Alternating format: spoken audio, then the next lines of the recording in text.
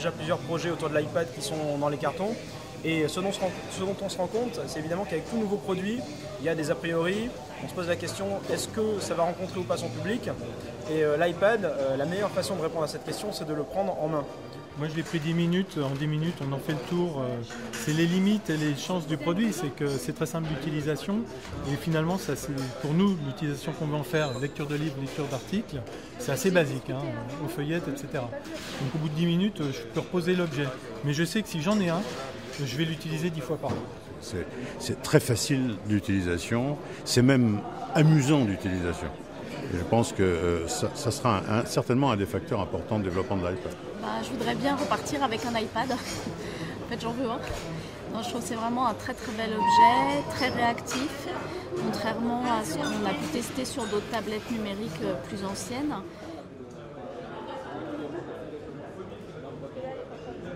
Avec tout ce qu'embarque l'iPad en termes de possibilités de mesure, de géolocalisation et aussi de ne pas perdre son lecteur, puisque ce qui est formidable avec ce produit, c'est que l'iPad permet de jouer des messages publicitaires extrêmement riches, texte, vidéo, son, images, dans le corps même du magazine.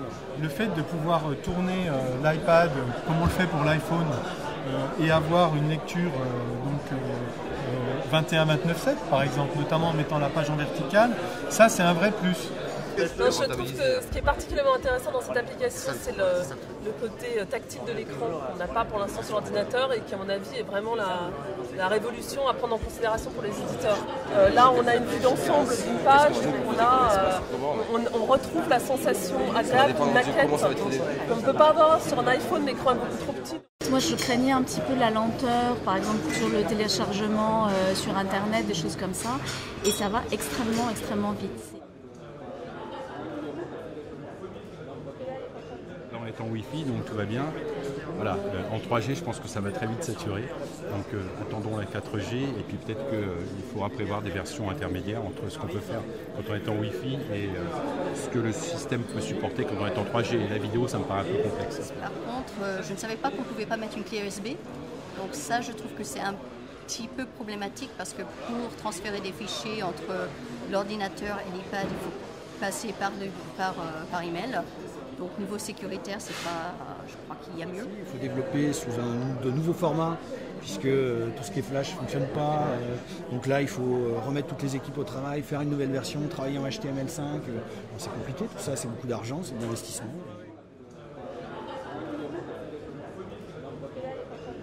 Un côté ludique, un côté découverte de l'outil qui leur a plu.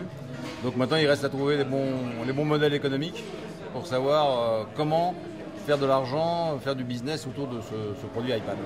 Vraiment envisager du cross-média dans toute sa splendeur, en allant sur des unes, en vendant du web, en vendant... Voilà. Moi je vois le développement et la nouveauté par rapport à ce qui existe aujourd'hui entre le web, le print. Ça casse en fait un certain nombre de contraintes qu'on connaît tous sur Internet depuis maintenant 10 ans. On vit avec la bannière, qu'elle soit horizontale ou un skyscraper à la verticale depuis maintenant des années, avec le carré publicitaire. Là, on s'en affranchit. On peut intégrer des publicités très intéressantes. Là, on vient de voir, on peut carrément intégrer un catalogue dans une publicité pour qu'après on puisse acheter directement depuis l'iPad. Pour ce qui me concerne, je suis à Nous Paris, l'interactivité, la mobilité, c'est quelque chose qui nous parle. Donc forcément qu'on s'intéresse à cette belle chose. Comme pour toutes les autres, ce qu'il va falloir, c'est trouver le modèle. Ouais, il y aurait un paiement vente au numéro et il y a une possibilité de s'abonner sur l'ensemble du système. En fait, l'éditeur a sorti une offre quadruple play où vous avez le papier, le web, l'iPad, l'iPhone pour un prix d'appel actuellement à 19,90 €. On entend parler de 29,90 € pour le prix sur une plus longue durée. Aujourd'hui, on ne peut plus concevoir un magazine uniquement sur le papier. Aujourd'hui, un magazine, ça se conçoit à la fois pour une application papier, une application numérique. On ne peut plus aujourd'hui se cantonner uniquement à ce que nous avons connu par le passé. En tous les cas, je ne vois pas comment aujourd'hui un éditeur, quel qu'il soit, peut faire l'impasse sur l'iPad. Je ne sais pas ce qu'on en fera nous. On y réfléchit déjà bien évidemment, mais forcément qu'on va s'y intéresser.